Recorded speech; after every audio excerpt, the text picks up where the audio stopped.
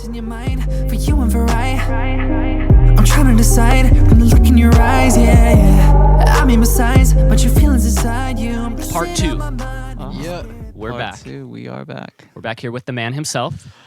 Thank you for having me again. I love it. I love it. Glad we can come here and continue the conversation and stuff.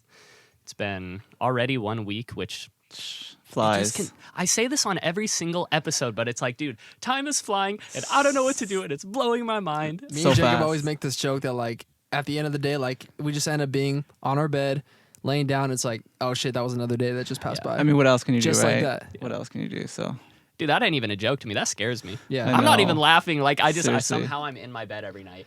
I feel old. Like, we're old. Shut up. well, one of us are actually old, but yes, okay. Just say. Man. Well, we're gonna try to continue as best as we can. Yeah. You know, everything we were talking about. I think we touched on a lot of good stuff. I don't know if we got very, very specific and granular in, you know, certain topics, but I really liked everything we covered.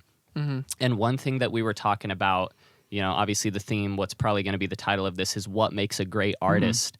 And after sitting last episode and kind of gelling on that over the last week and thinking about it, you know, if we revisit it, are there any new ideas you have? Is there anything that you kind of popped in your head? Like, hey, you know, when we were talking about artists, is there anything? For me, Yeah. I don't know. What's something like you wish we could have talked about last time? We're like relaying it over. Well, I don't know. You could just ask me a question. Okay. There's so many things. That's why it's Yeah. like, how do You you know, break it down to One thing that I feel like I wanted us to talk about more last time was I'm interested in the whole talent thing, because I think as a society we are so enamored by you know, people who are big artists or whatever, and we're like, oh my god, they're so talented. They have it so easy because they're just so talented, right? That's kind of like the main thing that society puts in our head. But I want to ask you, like, do you think that the people who are quote unquote the most talented are actually like more talented than other people, or do you think they developed everything that they had from scratch, just like someone else could do? It's just like anything else. You develop it.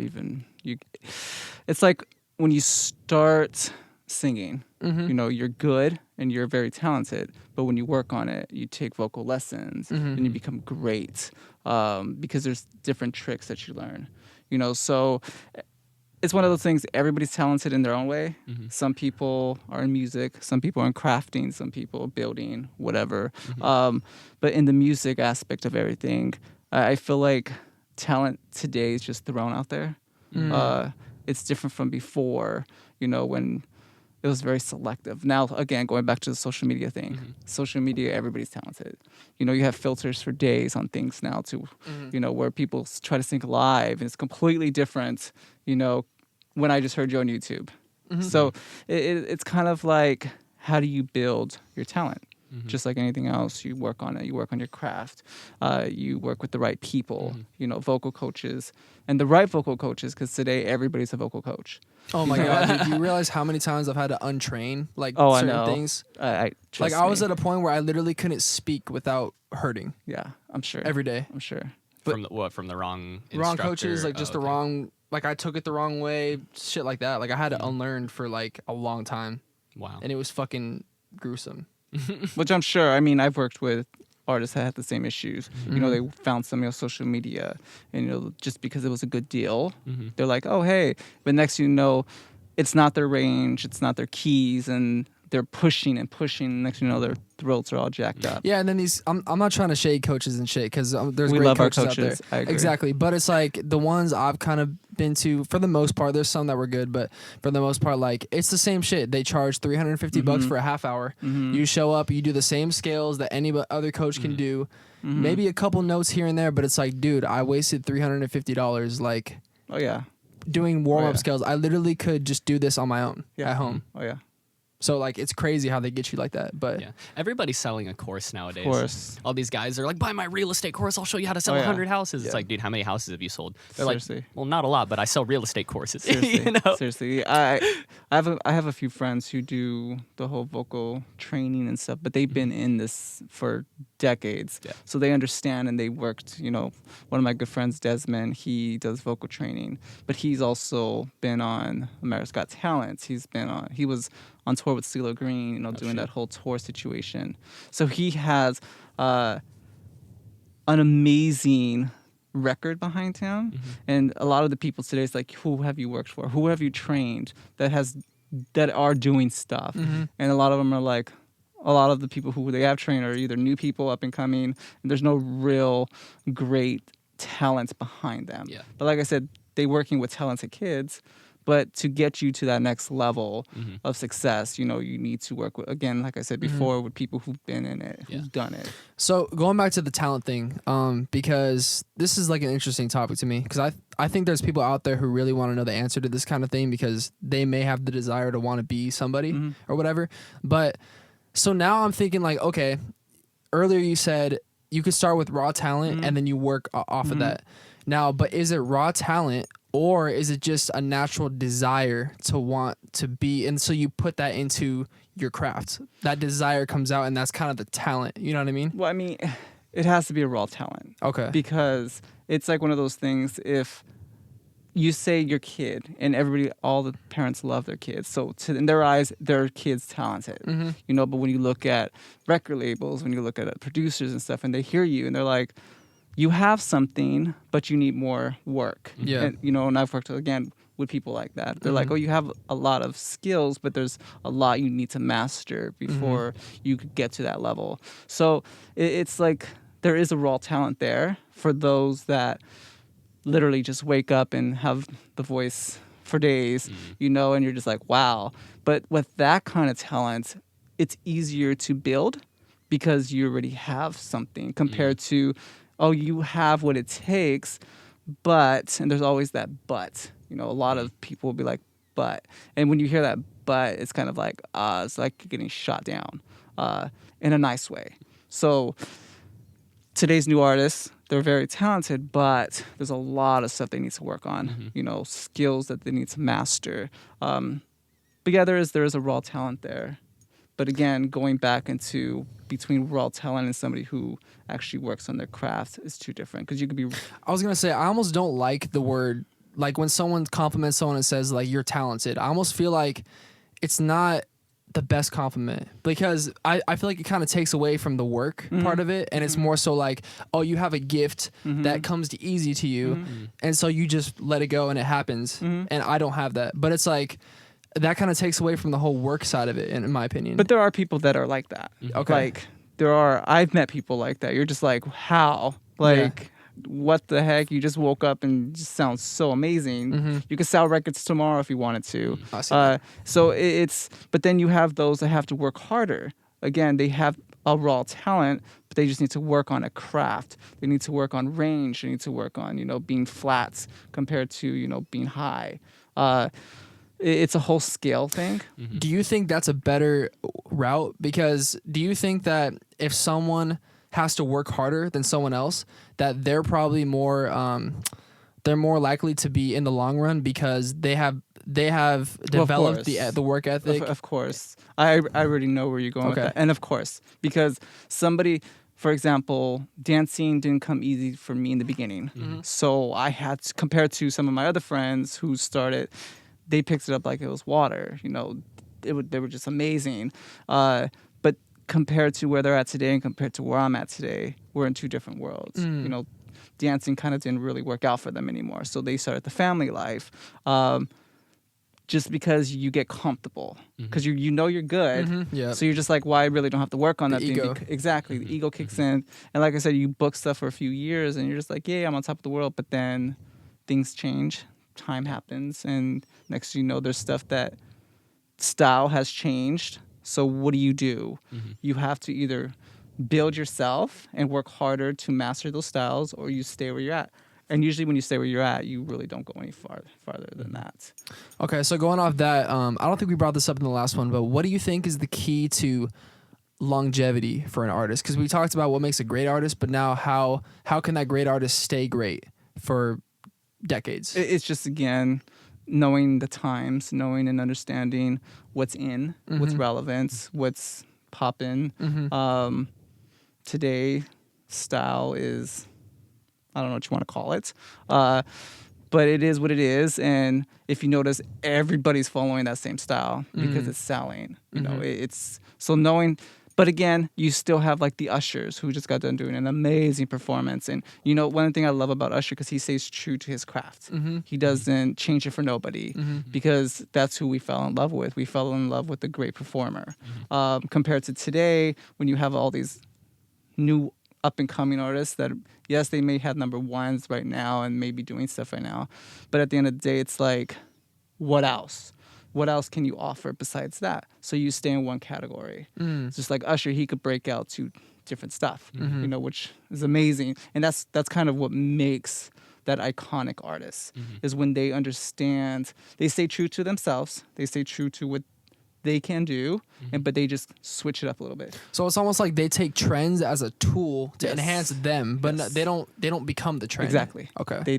They don't settle compared to today. Everybody kind of just settles. They're like, oh, this is what it is. Let's just stay there, call it a day. So that's and that's why I love going back what we said last time to Chris Brown's.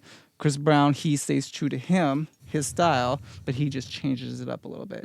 You know, he tweaks out a little things, but he's still relevant.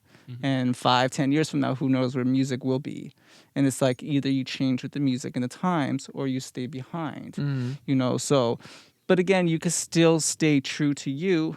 And going to the Michael Jacksons, Michael stood with his same songs for decades. Every time he went to a concert, you already knew what to expect.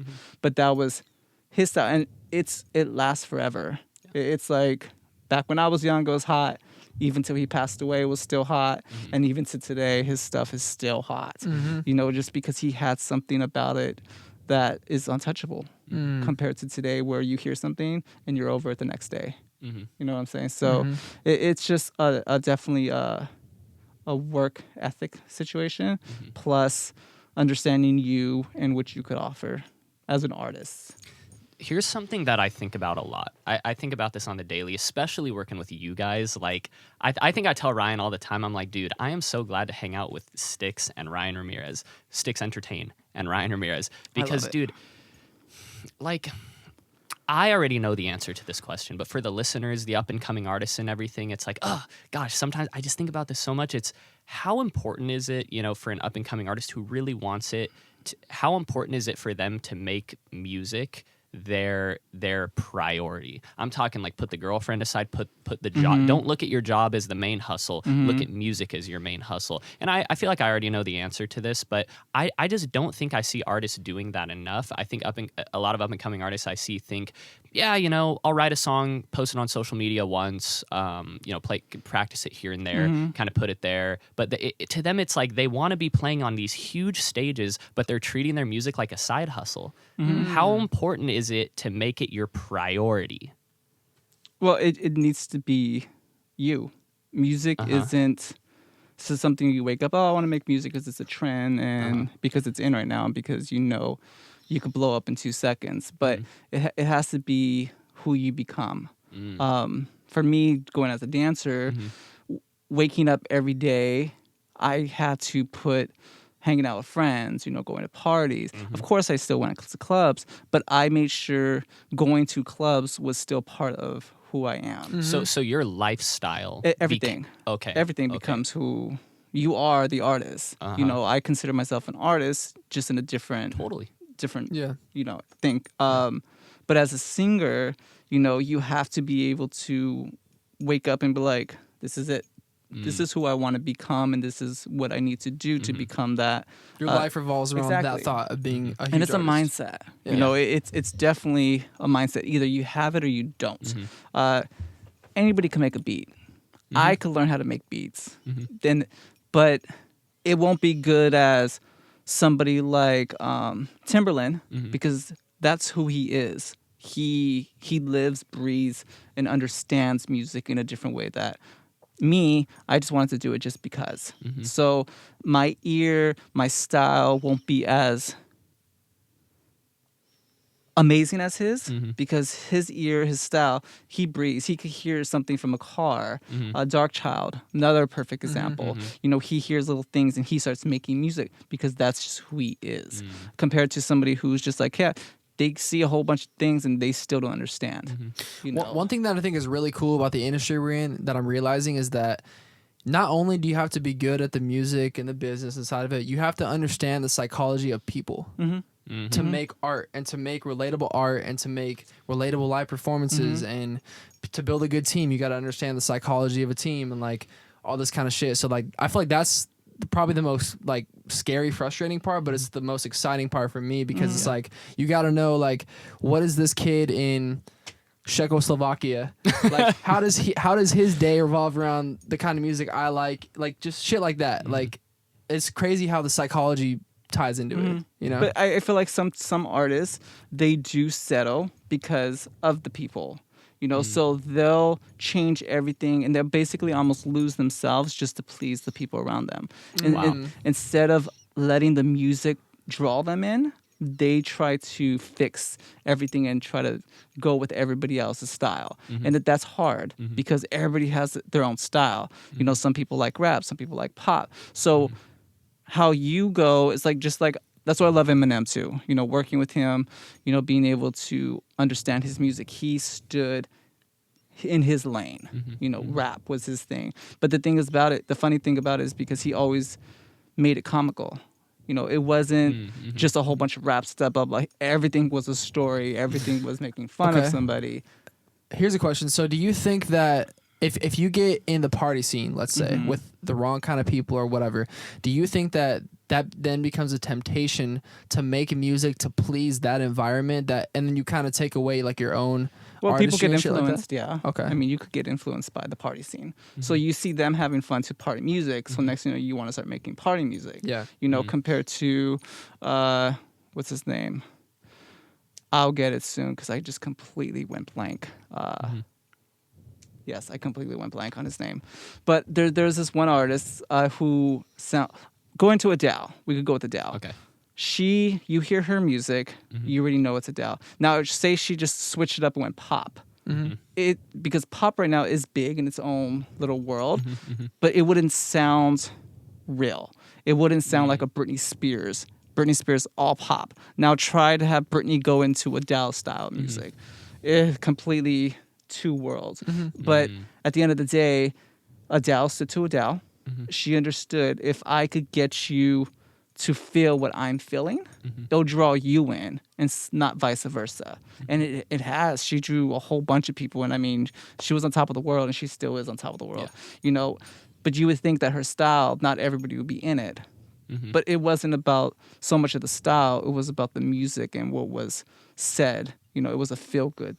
All her stuff's a feel good. So it's kind of like you need to be able to know who you are and what you want to present to the world, but not try to change it just because somebody says, oh, well, I don't like that style. And you're just like, okay, well, let me try this. So you just got to know, be true to you and understand what you could offer. I think the biggest thing when it comes to music is no matter what you make, well, just as a basis, what you're saying, you got to be yourself. And no matter what, there's got to be someone out there who likes you. Oh, yeah. If a million people hate you, there's got to be a good group of people that like you. You know, and I think that's the big thing is like, rap is hot right now, of course. Everybody knows rap's hot. Of course, popular music, it's always been hot. Just like the style of pop kind of changes, you know, but I think that people get so caught up in like, this is hot right now, that's what I have to do, that they conform to this thing. And like you said, it doesn't look authentic. It doesn't you can watch a music video and you look at the artist and you're like, this isn't you, dude. Like you don't got this, you know? So that's one thing is like, you know, if I'm talking to a person who's an up and coming music artist or whatever, and I actually had a good like handful of good friends when I was back at school, and we're still friends who were up and coming artists and stuff. And one thing like I would always converse about with them is, dude, you just got to be true to yourself. You know, take influences, know what's hot, educate yourself on the industry, but take that and just inject it into your own style. Do your own thing. There's got to be someone out there who fucks with your music, you know, just because you don't drop it and it's not the next hottest rap song, that doesn't mean shit, dude. Like, you got to make the type of music you want to make and continue to refine yourself into a great artist. I can't stand people doing things for the trend. Okay, here's an interesting question that I thought about recently. So going off that, right? If every artist's personality and style of music can attract certain people throughout the world. Some there are going to be people that like it, right? Mm-hmm. Do you think some artist personalities and styles of music is going to attract a bigger fan base than other personalities and styles of music? Well, yeah. Yeah. So like Chris Brown, right? Like he attracts like way more people than like a B-level artist who's being themselves. Of course. So, But I mean, Chris is still himself. yeah. It's the thing is, Chris, he just adds style to it. Okay. He just adds. Of course, we all love the big booty girls, and what draws a crowd better, especially with a whole bunch of young men today, a whole bunch of beautiful girls inside a video shaking their asses and stuff. So it's also understanding and sex sells. We understand that. So Chris takes off his shirt. He's in his boxers. He's selling millions already. Because he has a huge. Seriously, he has a huge fan base. A fan base. Oh, Wow, we won't Jesus get it. Christ, Stixx. I know. I was like, what? Well, that's a different story. No, but it's kind of like he's funny, he's goofy, and he shows all that in camera. He has his flaws, just like any normal person. We're all human, and I think that's the kind of thing people forget is you're human. You have feelings, you have emotions, but the thing is sometimes people write those feelings and emotions. So by them writing it changes the way they feel and their style of music. So that's why going back to Adele. Every song she has, everybody always makes fun of her because they're like, it's your ex. You fell in love and you got heartbroken again. But she knows how to do it. She knows how to do it to where everybody can relate to it and everybody understands it. Chris Brown's fun party. All his music, is fun and party. He relates to everybody. So compared to, say, an up-and-coming artist who's still discovering themselves. They're still discovering what style they feel comfortable in. They're still discovering what works and what doesn't work for them. Because that's the whole point of, discovering as an artist. Growing, you change it. You're like, this doesn't work. Let's try this. And what people forget is that there's a huge world. Everybody stays focus in the U.S. I know people from out here who are in Europe and they're making millions and they're selling stadiums. People from going to China and Korea and Japan and everything, and they're blowing up because the thing is, out here, you're in competition with everybody.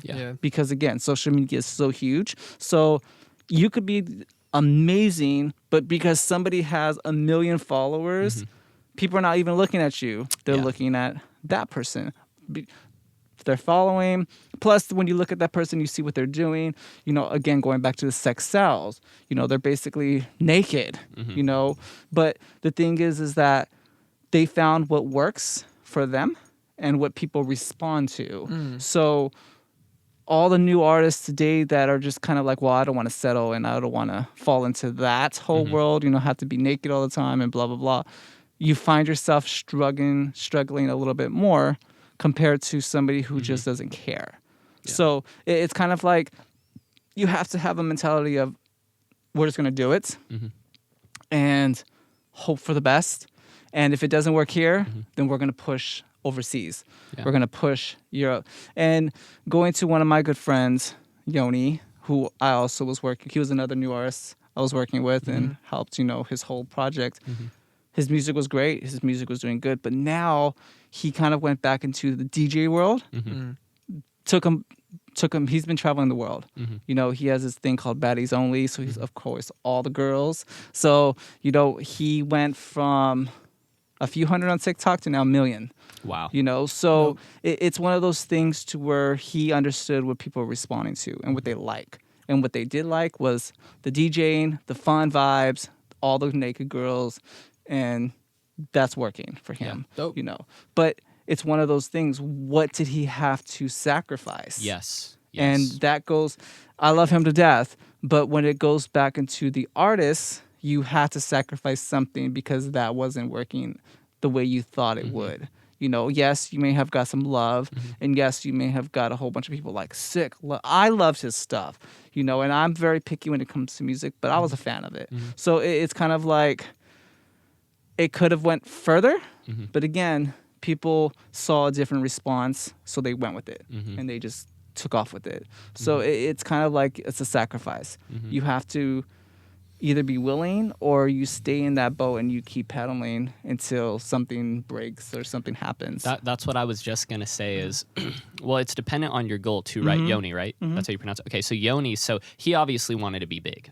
He wanted to be big, so he course. had to make that sacrifice course. and do what he had to do to get there. And I think you're doing that too, because you're trying to be, and I think you are going to be huge as fuck. So you've made sacrifices in terms of, okay, I can't just write anything and everything. I got to look at, hey, what's hot right now? What words can I use in my music? What melodies, who can I draw inspiration from? So, and that's one thing going again to the up and coming artist thing is I see people who go, I don't give a fuck, dude. I'm going to make whatever I want. And I go, hey, do that. It's art. Make whatever you want. But understand, if you make whatever you want and you don't care what the masses are listening to, you might not be tapping into them correctly.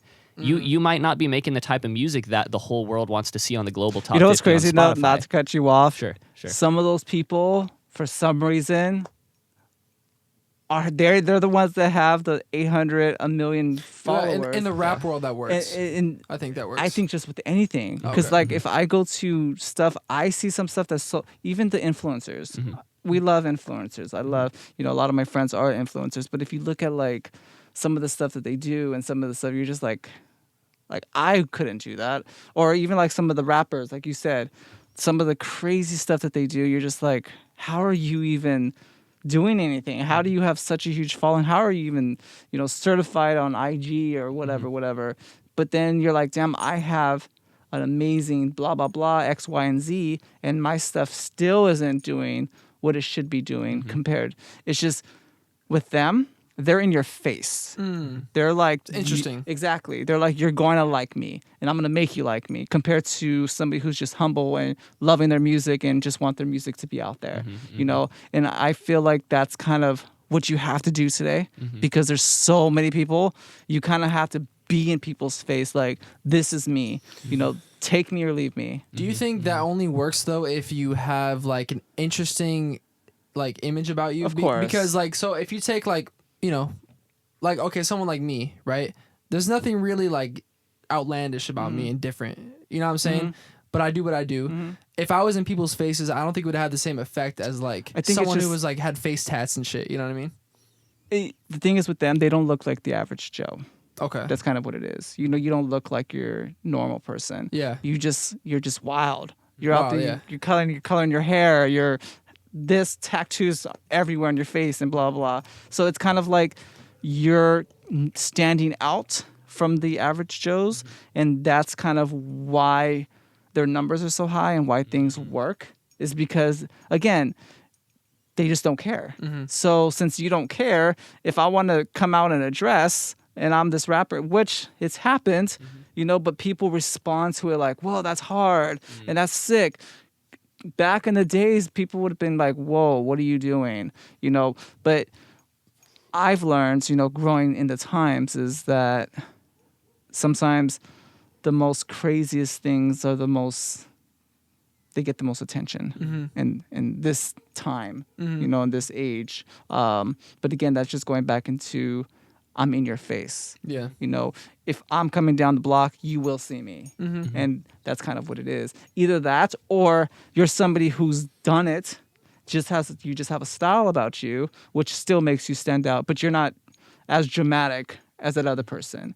Like for me, like I have my own little style. I love style and fashion, so I know how to present myself in going outside. How do I want people to look at me? Do I want them to look at me like he's somebody, or do I want to blend in with the crowd? So even when I try to blend in with the crowd, the way I my posture, everything about me, it's hard to deny that I've done stuff, and it's hard to deny that I've been around who everybody else wants to be around. Does that make sense? Yes. And it's that not aura. Exactly. And sometimes people are like, I don't want to sound cocky about it, but everybody today wants to be in the entertainment world. Everybody. If they didn't, they wouldn't be living on social media. If they didn't want to be out there showing their face, they wouldn't have millions of followers or, stuff like that. So everybody today wants to be relevant. Everybody today wants to be famous. It's just some people do dumber stuff than others to get to that platform. What's your take on like TikTok and all these huge stars like Addison Rae, or like these huge stars? Like, do you think that's like a... Wait, let's define stars. I'm sorry. I'm just Influencers. TikTok influencers. See, but that's the thing. Are they stars? Are they? You know, is that something that they can utilize that has longevity? Like, I could totally see a huge TikTok influencer making their way into music or something else and blowing up. I don't think that's happened yet, but I mean, it could has. see Yeah, have it. Dixie. Yeah. She's like doing music now and shit. In my opinion, though, she isn't blown up from. Yeah, like I'm sorry, I know, completely agree. but Like yeah. some of the people you just said, and I don't even know who the hell they are. Yeah. I don't know influencers. Some, yes, like going back to When Paris Hilton came out with that album, that shit was kind of fire. Scott Storch Ryan said produced low it. key. Scott Storch produced it. That He shit was produced kinda the whole fire. thing? Yeah, yeah, Or like a I couple of love me songs some on there. Scotch, some starch, whatever. I could never, I could never say his name right. Scott Storch. There you go. Starch, Scorch is good. That the album was fun. Yeah, You know what? But again, it was relevant for that time. Yeah, You know, she was doing her little show, so it just made more sense. Why not come without a song? You know, if the Kardashians came out with a song, I'm probably sure it would blow up too. You know, it's like one of those things to. And I can't. I feel like if I say something wrong about an influencer, I'll get attacked. It's kind of like to that stage to where you can't say anything wrong to where, but. If they took away TikTok like they were planning to, who would these people be? Would you know? It's kind of like that. Like going back to, and these will always be my examples: the Chris Browns and Ushers and stuff. They don't need to be on TikTok. You say their name, you know who they are. Yeah. You know, it's like they were somebody before social media, and that's kind of where it's at, and it should be. But it's like this, and this is a little secret, a little trick. If you have 1 million followers and you're an influencer, you have whatever, and I am an ad, I know I could pay you less and have you promote the hell out of my stuff compared to if you actually had to go to it. If you didn't have 1 million followers and you actually had to do work, you would get paid even more because of your skills. You know, numbers and skills are different. I could have 1 million followers and have 0 skills, but because of my following, I have all these companies coming to me and saying, here's all this free stuff. Just promote it. And we'll give you $5,000 compared to somebody else who has a Justin Timberlake. They ask him to do it. He wants millions. Yeah. He doesn't want 10,000, 20,000. No. You want me to promote this? I need a good $1 million, $2 million because he can. Because the thing is, he has a track record. He has something behind him. He's not just somebody who was just on social media and either got a whole bunch of fake followers and has a whole bunch of numbers. Yeah. You know, so there's a difference. There's a whole different world. Hey, here's a side thing. Did you know Justin Timberlake wrote the McDonald's theme song? What? I'm That's why every time I hear it, I'm like, so that fool, vibing out. That fool fucking makes royalties off of McDonald's theme song. And of course, and that's another thing. Royalties are kidding me. amazing. But yeah, so that's kind of where it's at. So influencers today, to me, I respect them because they are putting in work. You know, doing a damn video every day is work. Totally, you know, so I get it. Sitting there in front of your computer, editing and everything, I get it. But at the end of the day, don't call yourself an artist when you have no idea what that word means. All you do is put stuff together. Well, do you think that word changed though now? I mean, no. Okay. Everybody's, again, you talk to anybody and everybody's an actor, an artist, or Entrepreneur. exactly. You know, so it like those are the only things now. But again, you can't call yourself an artist, a real artist, and not have a track record. Period. Just like me, I couldn't tell, hey Ryan, I want to work with you. Well, who have you worked with? Some kid down the street who has 1 million followers. It's like, okay, well, you really can't do nothing for me. Just basically teach me what you taught him. You know, but when you have somebody who has worked and who's pushed and who has been on tour and seen stuff and knows the up and down, then it's easy for you to be on that train because you know there is somewhere you're going instead of just going in a circle. I want to hear about tour because we've had, you know, a couple school tours, which is different. It's local, you know, it was fun. It was cool. We went back to my house and made tacos pretty much Yeah, after every time school after tour. whatever. But I want to hear about like a on the road tour. Like give me in a nutshell the experience. Cuz we're going to get there.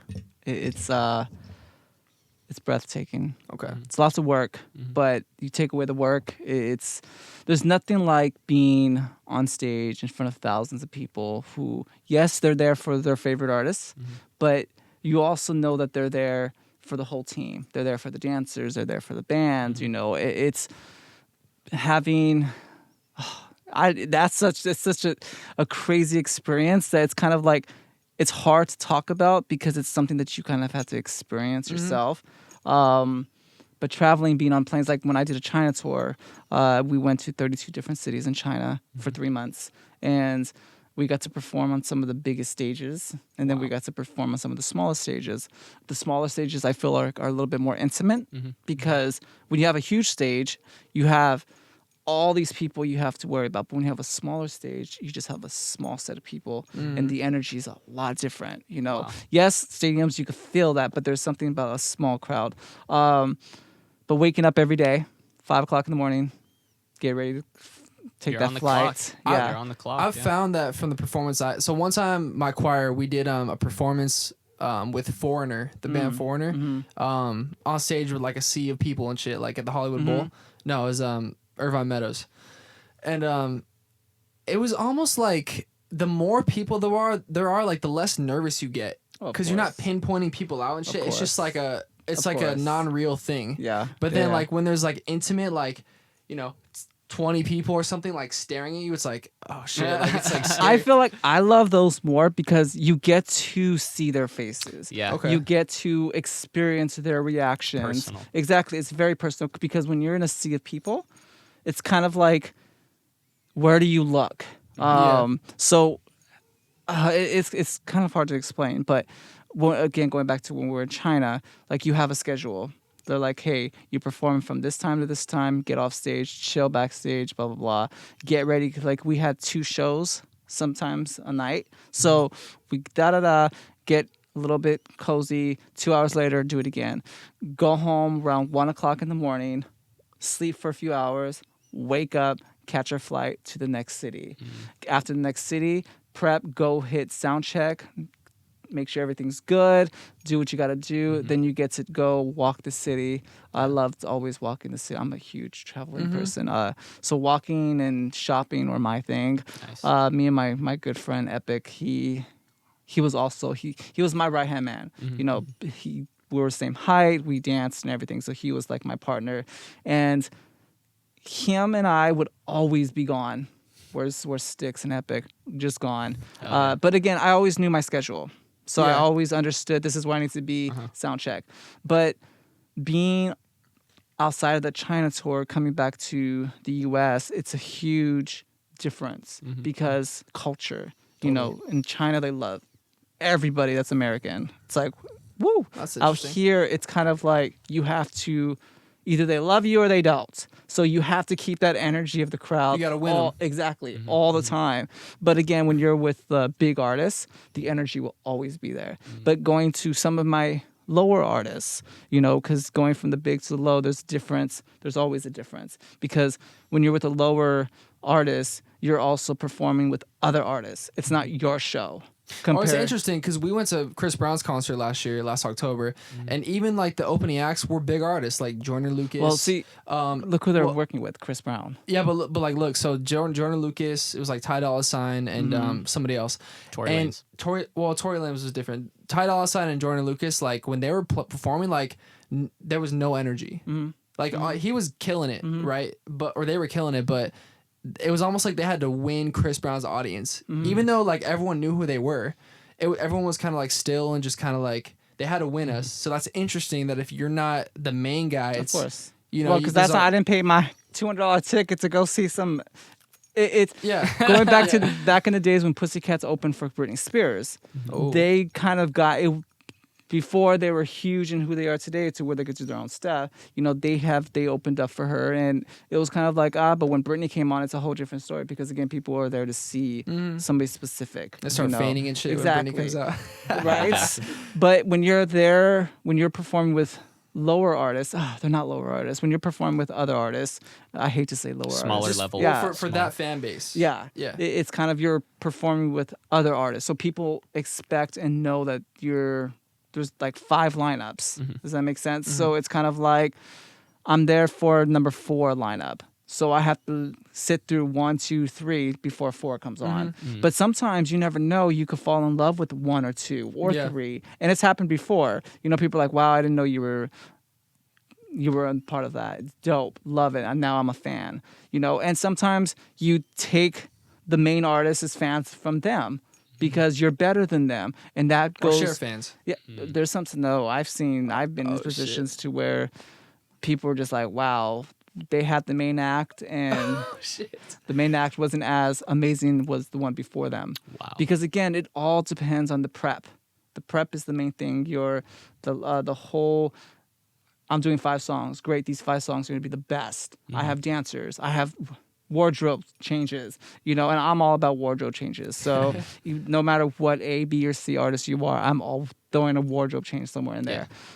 Just because it adds a little spice to it. It gives you something instead of staying in the same outfit. It's just like, whoa, okay. Like, because usually you see the big artists do the whole wardrobe changes and all that. So when you see somebody else who's not a big artist do that, it's kind of like, wow, okay. I see you put in the work. I see you pushed a little bit more compared to the main act who's just there. It's like they're on their way. Exactly. Because again, they know it's their show. So going back to that, they get comfortable. So why push when people are actually here for me? Yeah. But then you see somebody who wasn't the main act make everybody like, whoa, like, okay, you should have been the main act. Oh, shit. And I've had artists like that too. I performed and put stuff together where people are like, that should have been the main act, not that other person. I'm not going to name names, but yeah, it's amazing. Favorite memory from China, from that tour? Shopping. Or instance. Oh, shopping, yeah. It will always be, I mean, even going on my USO tour to like Dubai and stuff, shopping, we hit the malls. Like, oh, yeah. Once we get our tours going and stuff like that, I already know like you're going to be so excited making the itineraries and fucking, like, that's your thing. Like, you're going to be like, I'm like, stop schedule. 1, we're going to this national park. I'm going to be walking you guys through. This is a fern right here. It's a local plant, whatever. I'm going to take you guys to the mall, take you guys to the aquarium and shit. I love it. I love doing stuff like that. I do too. I love, just being out in front of people. Like, and that's the thing where you really realize, damn, I'm an artist, I'm a performer, I'm an entertainer. Ryan and I haven't done a show since, when was that show at the complex at Brooks? Complex? Like a month ago.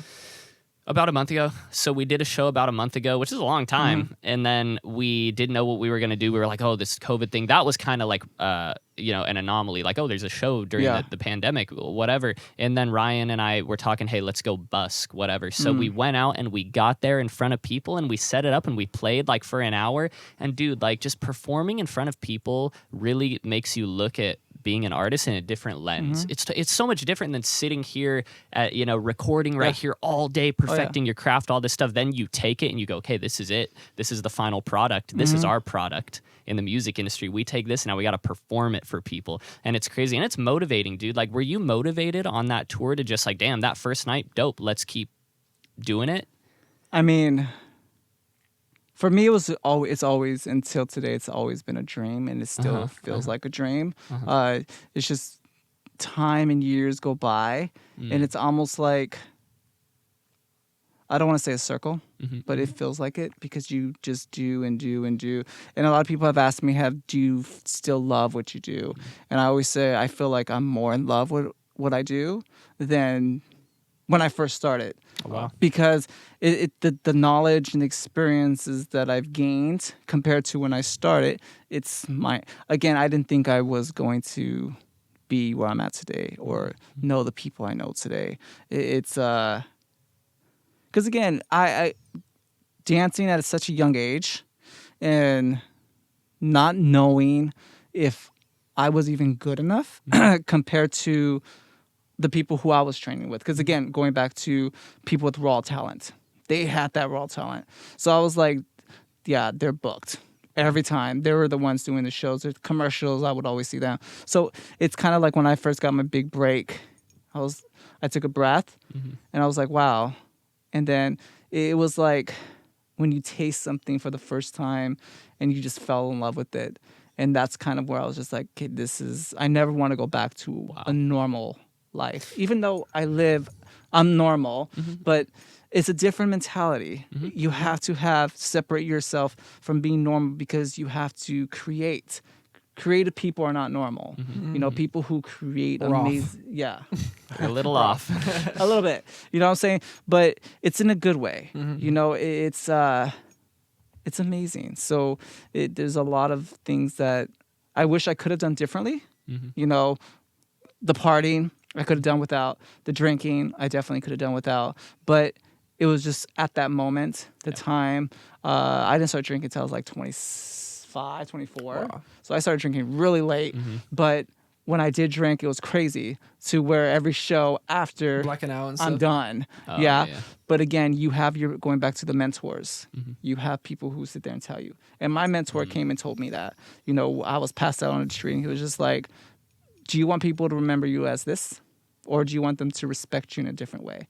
The minute he said that, everything changed. Now, if you're a rock star, it's different. Because then it's like cool. Of course. But again, then you have a different light on you. Yeah. You know, it's kind of like, oh, that alcoholic or that drug user or this and that. So it's nothing positive. It's always and it like affects your personal life. Well, we know we get that, like that definitely. But career wise, it definitely could take everything from you. Like you could work your ass off your whole life, sell records, sell millions, get into something, and it's all gone. Wow. I mean, we've seen it. We've seen it with Whitney. We've seen it with Bobby. We've seen it with a lot of the great artists who were on top of the world. You got addicted to something, and it's all gone. You know, but you can never take away what they've done. And I feel like when people try to downgrade Michael, yes, his person, but you can't downgrade his craft. Like he's created so many iconic pieces that people still take away to today. And that's why, dude, like I will forever like defend like Chris Brown and shit because I'm a fan. Yeah. Right. So, but like every time I bring up Chris Brown, it's like, yeah, but he like beat up Rihanna. It's like, okay, obviously, yes, that was not a good thing. I'm not saying that's like a good thing, but it's like, dude, that was what, like 10 years ago? Yeah. You can't knock the fact that this dude has been on the fucking radio every single year with hits. He's always playing at your parties, and you enjoy his music, and like he's a phenomenal entertainer. Like, you can't take all that shit away. No, yeah. It's like you can't knock like their you're craft. A sheep. You are a sheep for just like you're programmed to like just repeat that what people say, and you don't look past that. Yeah. I think you listen to Chris Brown. I do. I think you're a fan. I am. No, fan. but I get what you're saying. Yeah. I get what you're saying. I think it's hard for people to separate the artist from the person. Of course. That just goes again to like celebrity culture and people thinking like, oh, this person, oh, you know, they're a god, they're a celebrity, whatever. But obviously, like people like us who have, you know, we're gaining more and more experience. You have tons of experience. We oh, they're just people. They're just people. They can fuck up and do great things just like we can, you know. And, yeah, but I get what you're saying. Yeah, for I sure. get what you're saying, man. But yeah, so it's a different world, I guess. One thing I want to get into is for up and coming artists. So I'm going to just list off a few things that I think up and coming artists should be doing. Disagree with them, agree with them, tell me, and then try to add to it. Because this is just from like, so I play in a band right now. I'm working with other up and coming artists, like not formally or anything, but I just mean I'm friends with up and coming artists. I talk to them on Instagram, on the phone. I play in a band. I'm working with Ryan. I think the biggest things that I've seen for an up and coming artist is one, make a shitload of music. This is specific to music artists, right? So make a shitload of music. That doesn't mean put it all out. Don't, you know, you don't necessarily have to put out a shitload of music. Make a lot of music. Live the lifestyle of who you want to be, meaning when you introduce yourself to people, and Ryan's great at this. Well, we were in an Uber or whatever, or we were in the Uber in Arizona. The guy says to me, "What do you do?" I said, "I'm a music manager."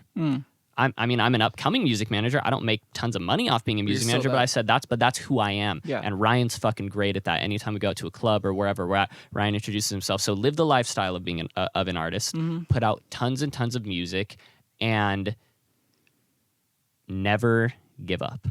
Because I think Ryan and I have been on the verge of giving up for like a month, but we're never going to. Yeah. We're just going through a rough patch right now, which kind of sucks. But what do you guys think about that? What are some like tangible things we can give to artists who are listening that they can do?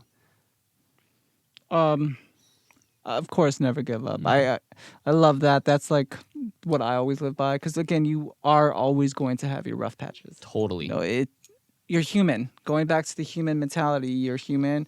You have emotions. You have feelings. But that again, that's when the mentors come in. They're the ones who push you and say, "You got this." You know, even when things kind of going back to with the whole pushing out so much music or making so much music, yes, you know, it's always good to work. That's how you work on your craft anyway. You work on your writing skills, you work on your ear, you work on your producing, you work on, especially if you're putting it together yourself. Totally. I definitely agree with that. Now, like what you said, not putting it out there because again, you're learning. You're trying to figure out your style, your craft. And I always and every new artist, I always say, find a lane. So some people are like, well, I'm going to do a rapping. But then you hear them singing. You're like, wait, you need to let go of the rapping. You need to focus on the singing. So it's, again, people, just because you feel where this is where I want to be, but then you see other people tell you this is where you should be. It's kind of like, who do you listen to? Oh, okay. And it's kind of like... That's a big one. Who were you listening to? Yeah. Like who, or... Oh, never mind. I took it in the wrong way. I meant like, who were you listening to advice-wise? No, that's... Yeah. Oh, that's what you said? Okay. Yeah. Okay. Like, who is in your ear? Like... And that's what I feel like some people, they listen to their friends, for one. And... If I'm gonna listen to my friends, I'm gonna make sure my friends have names. I'm gonna make sure my friends do stuff and they have done stuff. Because if they haven't, all I'm doing is just going on your boat. You're just getting an opinion at that point. Well, an opinion's fine. There's nothing wrong with somebody's opinion. Okay. But a lot of people today take everybody's opinions, you know, and they don't understand. I hear you, but I don't need to apply it because hearing a whole bunch of opinions and applying it, now you become lost. Yeah. You know, because everybody's going to have an opinion, good or bad. You know, if you're an amazing artist, but somebody's like, oh, well, I don't like your style, but you listen to their opinion and then you change it just for one or two people, it's like, why? Yeah. You know, why would you do that? So when you have your core, the people who know you, the people who know your potential, know what you're capable of, those are the ones that tell you, hey, singing's good, but this looks better. Or your style's good, but this looks better. You know what I'm saying? So they push you a little bit further. But if I'm your friends and I have no clue about any of that, I'm just going to say you look good all the time. Yeah. You know, or your music sounds good all the time. But I feel like I'm real with Ryan when it comes to like with the music and stuff. I'm like, but it's still missing something, or it's this or it's that. It's just because my ear, yes, he's the singer and yes, he knows the music, but there's something, and this is why I love like Travis Payne, who's Michael Jackson's choreographer, and he's choreographer everybody in the industry. He's amazing guy. Like he also has this ear that it's hard to explain, but it's just when you hear it, you just know. You know, it's kind of like if I can't see a video to this, if I can't see anything big to this, then it's just another song. You know what I'm saying? But the minute you hear it, like I've heard some of his songs, I'm like, we need to do something to this. That's like Clive Davis. Yes. He's like known for that shit, like the golden ear. You know? Wow. So it's like you hear it and you see it and you know it's going to do something. You know what I'm saying? Compared to just hearing like, oh, this is another good song. But I just heard 100 of your good songs, you know, so how does this one separate from the other 100? And again, that's tweaking, mastering. You learn how to play. Playing is a big thing as an artist. You know, you can't just settle like, oh, this sounds dope.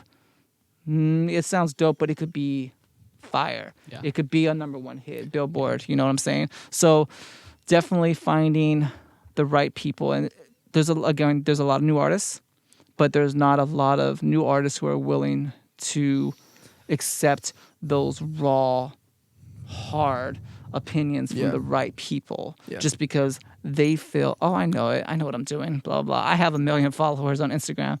Yes, but are you making millions of dollars?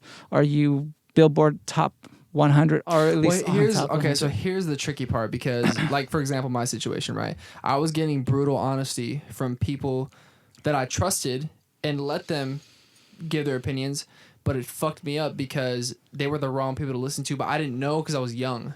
Right. So then when you came into the picture, right? Remember how at first I was like guarded and I was like, I remember. Like you can help. And you know what I mean? Yep. I think like in some situations, it's tough to kind of learn that when you're younger. So that's like a learned thing. You know what I mean? So, and then going back to your thing, like the artist thing, right? Like I'm by no means successful at all yet. So my advice and shit like that. I want to cut you off because you are successful. Coming out with a song, putting out a video, you may not have the millions of views, and the success comes in many forms. A lot of people think, I need to have 1 million this, 1 million that, or I need to be successful. You putting it out there is already success. Because there's a lot of people who just think about it, but they don't put anything out there. It's just a whole bunch of ideas, a whole bunch of stuff. But you put it out there. It's on Spotify. It's on this and that, and you put a video to it. That's more than success right there. I appreciate it, bro. I got a long way to go though. But No, anyways, what I was gonna say. Don't knock yourself. Yeah, okay, come on. Don't be humble. Yeah, but what I was gonna say is I think that there's so many things that like you have to do like as an artist. Like it's like pretty overwhelming. But I think it boils down to like 2 things, which we talk about, like manifesting. Like you have to like thoughts are a fucking real thing. Yes. Of course. Like thoughts, like in the law of attraction and all that shit. That's a visualizing. That shit's all like real. Like you gotta like really look at yourself as that artist and become like you'll see yourself become that. And the second thing is the more practical thing. You gotta eat, sleep, and breathe this shit like every single day. Like, don't think that me, Stixx, and Jacob are like just chilling on a podcast talking because we want to. Shit, like we are living this shit. Like Stixx has lived it longer than me and him have and shit. But like you gotta literally wake up and think, what I need to do today. What is all I can do today to progress forward and take the next step to where I want to be? Because it's a competitive game. As much as it's not competitive because it's music and you could share fans or whatever the fuck, but like it's a competitive game in the fact that you will be overlooked because this guy's better than you and he put in way more work than you did, and he was more driven, and he slipped and breathed it more. So it's like in a practical sense, you gotta like literally bust your ass like every single day. You have to be in love. You have to be in love with it. You do. But what I say too is like you're not always gonna feel in love with it because you're gonna hate it. Sometimes, just like a normal relationship. Exactly. Like I would say 80% 80% of the time I don't enjoy doing the shit because it's just a grind. Like it's grueling. You know what I'm saying? Like every day I don't feel like making music, but I don't rely on inspiration because I know I got to move forward. But then that 20% is like I do really love this shit and that's why I do it. But you like. So the 2 things, like manifest it and you got to fucking think this, like visualize yourself being that artist you want to be, and like you got to think your way through it. But then in a practical sense, you got to bust your ass and like eat, sleep, and breathe it. And all the thing like with the surrounding of people and everything, I think that the more results you get and the harder you work and the more like the right thoughts you have, you start attracting those people, right? Like for example, like you. I was busting my ass doing the covers and the school tour and shit like that. And then you felt that and was like, I want to be a part of it. Boom. And you felt us going hard and thinking the right thoughts. So you thought you wanted to help out and be a part of it too. And so now we're a collective team or whatever. But it's like, you start thinking those thoughts and you start working hard. You're going to learn. You're going to be a sponge and you're going to learn like what the right things to do is, the right ways to think. You're going to attract the right people. So just work hard and fucking think right. Also, I want to touch up on some of those, what you were saying. Go ahead. You need to find inspiration. Yeah. It's kind of like when you wake up, like there's times where I wake up and I don't want to dance. There's nothing wrong with that. It doesn't mean I don't love what I do. Yeah. It just means I just want to mentally get myself together. And inspiration, sometimes if I feel like, dang, there's nothing that inspires me today, I always go back to my old videos, go back to the old school videos, the things that made me fall in love with dancing in the first place, you know. And if that doesn't work, I'll take a drive and go to on a hike. You're good at that too. You know, just go get my mind. Mentally, you need to be collective in order to do this. You know, because again, it's if you're not and you're everywhere mentally, then guess what? It's going to show in your work ethic. It's going to show in your music. It's going to show everything about you. But if I was an artist and I didn't feel like doing music one day, then guess what? I'm going to start dancing. And if I didn't want to start dancing, then guess what? I'm going to do something that I know that's going to help me in my whole artistry. I'm going to look at styling. You know, if I don't feel like dancing or moving anything, if I want to stay in bed on my phone, guess what? I'm going to be looking at stuff that's going to inspire me, the way I look, the way, you know, what kind of... So there's always going to be inspiration. One thing I tell Jacob too is like sometimes, because you're really good at like taking a drive or a hike, like I guilt myself with that shit. But one thing I told Jacob that I do is like I'll watch a music documentary. That's where I get inspired and shit. Of course, because you see the behind the scenes, and I feel like a lot of people, if you don't know the behind the scenes, then you don't know what it takes. And when you see like a lot of the videos you watch, you get to see from the rehearsals to the studio to the recording to it's amazing because it's kind of like you see the hard work that goes into it. So you're like, dang, I'm doing the right thing. You know, so it gives you that little motivation. It inspires you. It definitely, I know it does for me. Definitely. That's dope. Yeah, I think it's important to have an outlet. Like for me, and I always tell Ryan, like this guy will work himself to death. Of course, I know. Which is a good thing in my opinion, you know. But I always tell him like I reach a limit relatively quickly, so I have to have some sort of outlet, whether that's like turning my phone off, not replying to you guys or anybody, or talking to my parents or whatever, and playing guitar, or it's going on a drive and then taking excuse me, or taking a hike or something. But what I do when I'm playing guitar or when I'm hiking, it's kind of like a two-step process. First, I don't think at all.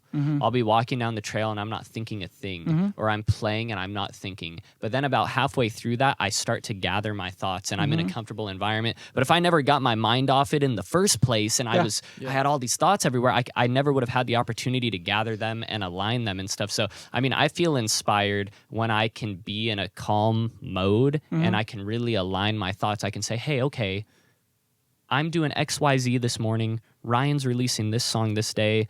We're going to do the podcast with Stixx this day. What can I do to make this happen, and that happen? And that inspires me when I know, like, hey, I just figured it out. I just gave myself a plan. And that's the same thing with, like, music documentaries, whatever. I watch it, and sometimes you'll see me, like, watching a movie, or if you see me blanking out, just know that I'm in the thinking phase, and I'm like, And I think that's the right thing. The way what you said, like you gotta kind of step away, step back for a second, do something else or whatever. I think for me, like this is good that you're teaching me now, because like for me, like I know that it becomes better when I do that too. Like we took the trip to Arizona, I came back feeling amazing, and now I'm going harder.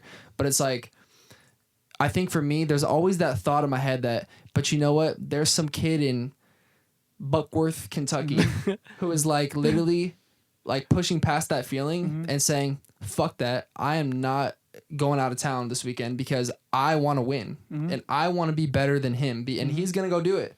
So there's that thought in my head where I'm like, dude, like, but I need to be that kid. I need to be that one that's literally outworking everybody and pushing past the bad feelings of not wanting to do something and just like, you know what I'm saying? So there's that weird thing. I just feel like that. You just feel kid guilty. one I feel day- like you feel guilty. Yeah. It's horrible. Sorry, just because it's like, yes, you may, and that kid may be in the mentality of I gotta work harder, but guess what? He's gonna drive himself mentally crazy. He's going to start getting into doing, and this is where the addiction comes in, because you need to have an outlet. You know, some people go to drugs, some people go to drinking, some people, I like, again, just chill. You know, if I play video games, if I need something to go to, I'll sit there and play some Call of Duty or Fortnite or something, just because it's something different. It's something that's away from the creative world. It's something that's away from, now my mind could just, but when I come back to it, I feel like I could get re-inspired. You know, I could look at something like, oh, there's that idea. Yeah. You know, because when you drive yourself crazy thinking of something, then guess what? That's exactly what you're gonna do, is just drive yourself crazy. That's true.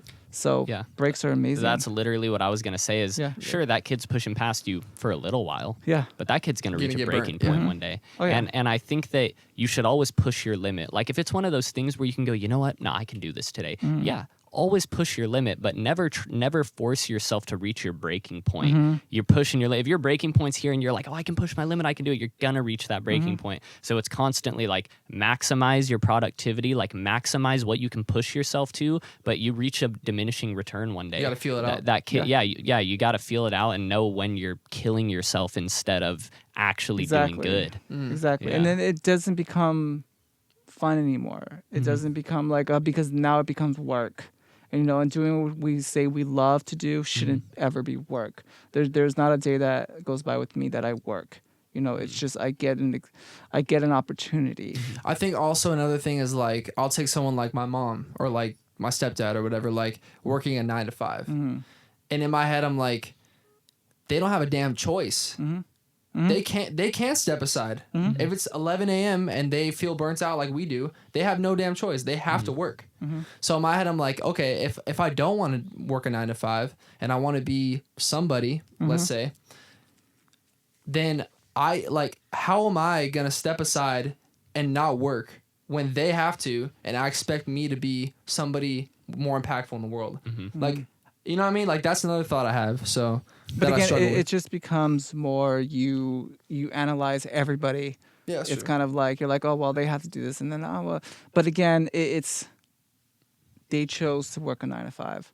You know, you choose to be an artist. Like I could easily go work at Walmart. I mean, I used to work at retail when I was growing up with no problem. But I know that's not my passion. I know that's not what I worked my ass off to be, is to work in sales. You know, today, this whole pandemic kind of shut the music industry down. So there's not as much work, but I don't look at it as, oh, I have to go to work at 9 to 5. No, I look at it as, how can I build my craft to help me and to sustain me through this pandemic? You know, how can I get into producing or making videos or editing videos and stuff. So if somebody's like, hey, do you know how to edit? Hell yeah, I do. How much? Great. Here you go. So now I'm making another side business. You know what I'm saying? So if I want to stay in the industry, I have to think outside of the dancing, you know, because there's a whole bunch of other things, just like an artist. How do you stay in it and how do you stay relevant? You learn other skills. You know, you learn other things, other keys, because there's not just one key. You know, and I feel like that's why a lot of the artists that make it just a few years is because they haven't understood all the keys that they have in their hands, you know, and they haven't figured out which door it unlocks. So when you have the success stories like the Justin Timberlake, you know, Justin's been in it forever, you know, NSYNC days past that, because he's learned how to produce, he's learned how to write, he's learned how to act, he's learned how to do this, he's learned how to do other stuff. So he found other options, but it still all equals the same thing. You know what I'm saying? So a lot of people, they think singer, that's all I'm going to do. Sing. But there's a lot more to it. You know, just like you said, it's work. So you have to be willing to know what kind of work it is. You know what I'm saying? But the word work sounds horrible. It's not so much work, it's building your craft. It's building you as a person, as it's building your character, you know. So there's a lot of different things that it's helping with. So, and I feel like that's going to take that new artist to that next level, is understanding there's more than one way to go. Dope. Do you work with any artists now or recently or anything, and you've seen them transform, like, wow, like where you were just blown away, like, oh, they went from maybe like a smaller scale artist who could have worked on their mentality and their work ethic, and now you're just blown away, like, oh my gosh, this person has it, really? The girl we're going to see tomorrow. Oh, okay. When I met her, she's so funny because she was part of a a record label. That's kind of how I met her. And I was kind of working with her. I was her stage coach and working with like staging and all that fun stuff. Some choreography, but nothing crazy because they didn't want to make her a dancer. But the funny part about it is because I believe she's from Australia. She's from somewhere out there. And I know she was just like, she had an amazing voice. But again, numbers weren't good and blah, blah, blah. So she let go of, well, she didn't let go. It's kind of, they parted ways from the music management and stuff. Okay. And then she found these other people. You know, she took a break for a while, but she found these other people. Next thing you know, she's working with Timbo. She's, you know, he's doing a song for her, Scott Storch. She's doing a song with her and stuff like that. So now her numbers are past 300K. She's on top of the world right now. And so do you think that's, sorry to interrupt you, do you think that was like you saw her work ethic change? Of course. Yeah. Because it's not so much her work ethic. They wanted her to be something she didn't want to be. Okay. They wanted her to be a pop artist. She wasn't filling the pop world. You know, she had a style and she kind of wanted her way, especially looking style-wise.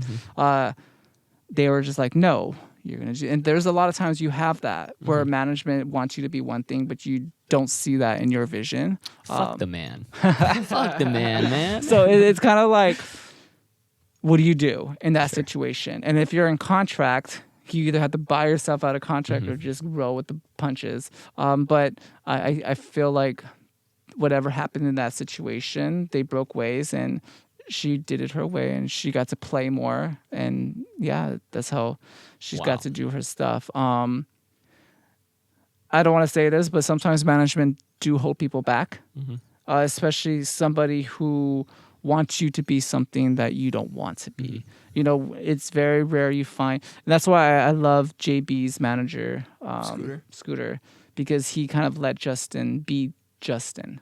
You know, he said, you do you. And, you know, Justin got to just be him, you know, make whatever music he wanted to make and whatever felt good to him. And I feel like that's a perfect match, you know. But you have other artists who get signed with Universal or Sony, and they're like, no, this is what you want. This, we want you to have blonde hair and not black hair. Exactly. And if you don't want to go with the punches, and they shelve you.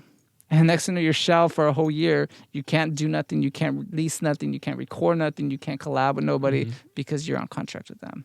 Wow. So there's a lot to it than just, oh, I want to be an artist, you know. So if you want to be an artist and an independent artist, you better have some good money behind you, or you have good connections behind you. Because if not, you have no choice but to sign to somebody, especially if you're not going to pull out of your pockets. You know what I'm saying? So, but you also got to be careful of who you sign with, because that could either be the end of your career or that could take you to the next level. You know what I'm saying? So there's always a 50-50 with certain situations like that. But yeah. Wow.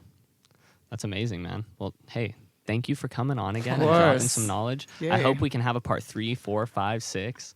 Yeah, I think this conversation is really valuable, especially like there were like friends and other artists and stuff that I know just popping into my head, and I'm like, oh God, I wish they could meet Stixx. And just, and this is, you know, this is the best thing is you just getting on here and dropping the knowledge and everything, man. So I really appreciate it. I'm thankful that we work together and that, you know, that I wasn't such an asshole when I pulled up to the Starbucks that first time. I was like, who is this guy? For real. But yeah, man, thank you. Thank you. I'm excited. What's in your mind for you and for I? I'm trying to decide from the look in your eyes, yeah. I mean besides, but your feelings inside, yeah.